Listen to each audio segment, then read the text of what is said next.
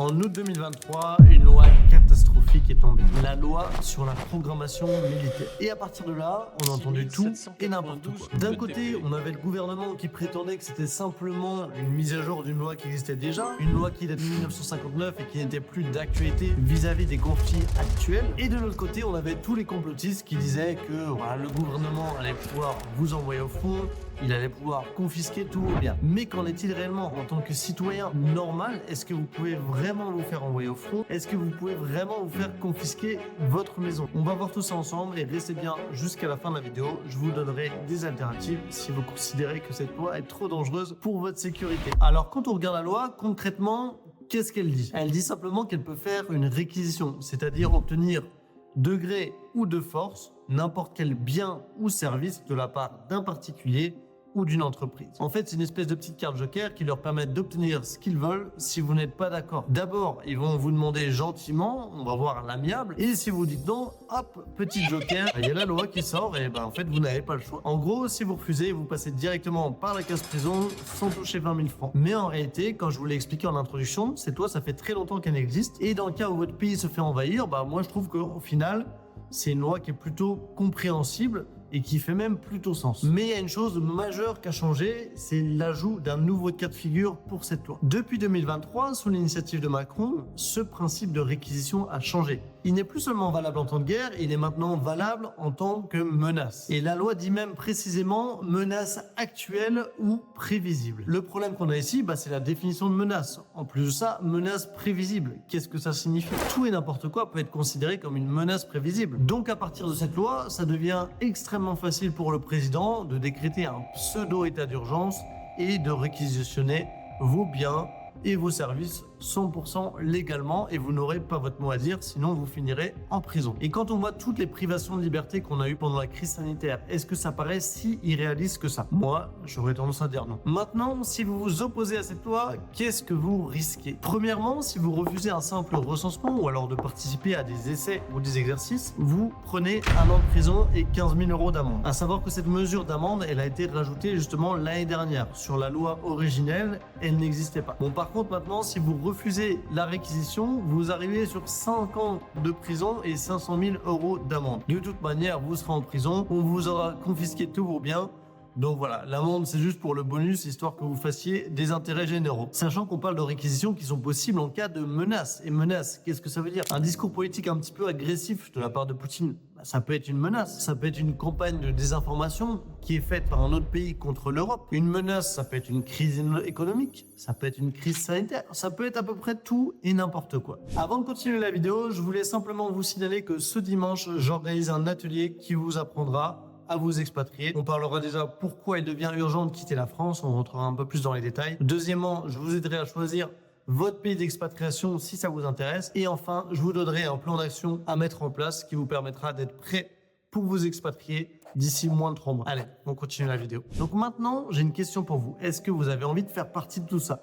A priori, pas tellement. Est-ce que vous avez envie qu'on se serve de vos biens parce que Macron a décrété qu'il y avait une menace? Je vous rappelle quand même que Macron a dit noir sur blanc, on utilisera tous les moyens possibles pour empêcher la Russie de gagner cette guerre. Nous ne devons pas laisser la Russie gagner. C'est notre président qui a dit ça, et il a à sa disposition ce genre de loi, donc il peut faire ce qu'il veut. J'imagine que la plupart d'entre vous n'ont pas envie de se battre pour une guerre qui ne les concerne pas et qui n'ont pas demandé. Ça paraît évident. J'imagine que vous n'avez pas spécialement envie de vous faire confisquer vos biens que vous avez mis toute une vie à construire. Malheureusement, en restant en France, vous n'aurez pas vraiment le choix. Même en vous cachant au fin fond de l'Ardèche, on finira toujours par vous trouver. Et pour répondre plus précisément à la question que j'ai posée en début de vidéo, est-ce qu'avec cette loi, on peut vous envoyer au front? La réponse est oui. Alors évidemment, il y aura certainement des choix au niveau de votre âge, de votre capacité à vous battre. Voilà, il y a certaines personnes qui resteront en France, pour travailler, pour l'effort de guerre. Mais pour toutes les personnes entre 18 et 65 ans, vous pouvez être garanti qu'on va vous envoyer directement vous battre si c'est nécessaire, si l'effort est exigé. Et pour toutes les personnes qui ne sont pas en mesure de se battre, soit parce qu'elles sont trop jeunes, éventuellement les femmes, vous participerez à l'effort de guerre directement en France. Et là, on ne parle pas d'une guerre où votre pays se fait envahir. La France ne se fait pas envahir. On parle d'une guerre qui est décidée par le gouvernement, que personne n'a demandé et qu'on va vous imposer. C'est quand même deux situations différentes. Si la France se faisait envahir, je suis français, des ennemis viennent sur mon territoire, je comprends qu'il y a un effort de guerre, je comprends que les gens aient envie de se défendre, c'est normal, c'est patriotique. Par contre, décider d'aller chercher la guerre avec un autre pays, c'est quelque chose qui n'a rien à voir et que personne n'a demandé. Maintenant, quelle est la solution pour éviter tout ça? Malheureusement, il n'y en a pas 150. Actuellement, la seule solution pour ne pas vous faire réquisitionner vos biens ou vous faire envoyer au front, ça va être de quitter la France le plus rapidement possible. Alors certaines personnes seraient peut-être tentées de se dire « Oui, mais je vais attendre et je vais voir, peut-être que le conflit va se résoudre, peut-être que les tensions vont s'abaisser. » Ça serait une possibilité. Malheureusement, si ce n'est pas le cas et que les conflits empirent, la seule chose qui va se passer, c'est que vous serez en France au moment où ça part en vrille et vous n'aurez plus du tout la possibilité de partir de France parce que toutes les frontières seront entièrement fermées et le gouvernement vous empêchera de partir. Donc si vous voulez un plan B pour vous sécuriser, c'est maintenant qu'il faut le préparer. C'est pas dans 6 mois ou dans 1 an. Et plus vous attendrez, plus vous vous mettrez en danger. Le jour où les frontières seront fermées, ça sera déjà vraiment trop tard pour partir. Alors évidemment, il y aura toujours des solutions clandestines, mais ça va vous coûter beaucoup plus cher. Vous prendrez des risques et vous serez dans un stress énorme. Vous savez, pour reprendre un petit peu le contexte historique, lors de la Première Guerre mondiale, c'est quelque chose qui arrivait très rapidement. Les gens ne s'y attendaient vraiment pas. Il y a eu pas mal de recherches historiques sur ce sujet. Évidemment, il y a eu un événement déclencheur, mais les gens étaient vraiment surpris de tout ça. Aujourd'hui, si une guerre se déclenche, alors évidemment, on a des tensions, on peut voir un petit peu ce qui se passe, mais ça peut arriver très rapidement. Et dès que ça va arriver, les frontières seront instantanément fermées. Maintenant, vous vous demandez peut-être où partir. En réalité, c'est pas un vrai problème. Aujourd'hui, il y a énormément de destinations qui sont possibles. Donc ça va dépendre un petit peu de ce que vous cherchez. Ça va dépendre de votre projet personnel. Sur ma chaîne, je parle principalement d'Amérique latine, plus particulièrement du Paraguay où je suis installé. Mais ce n'est évidemment pas la seule solution. Si ça vous intéresse, je vous invite à vous inscrire directement sous la vidéo. J'organise une petite conférence ce dimanche qui va parler d'expatriation. Pourquoi il devient urgent de quitter la France? Comment choisir son pays d'expatriation?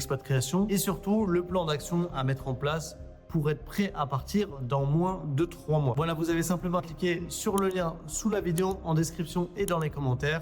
Et je vous attends ce dimanche pour vous présenter tout ça. Voilà, honnêtement, j'aimerais pouvoir me tromper sur la situation actuelle en France et en Europe, mais on voit qu'aujourd'hui, il y a de plus en plus de tensions, que les choses ne vont pas bien et que ça va clairement pas dans la bonne direction, que ce soit même au niveau de la crise migratoire ou de la crise économique qui va arriver dans les prochaines années. Je pense qu'aujourd'hui, l'Europe n'est pas une bonne solution pour y vivre. Et il faut plutôt essayer de se barrer le plus loin possible des conflits. Voilà, je vous dis à dimanche pour l'atelier. C'était Match. À très bientôt. Ciao.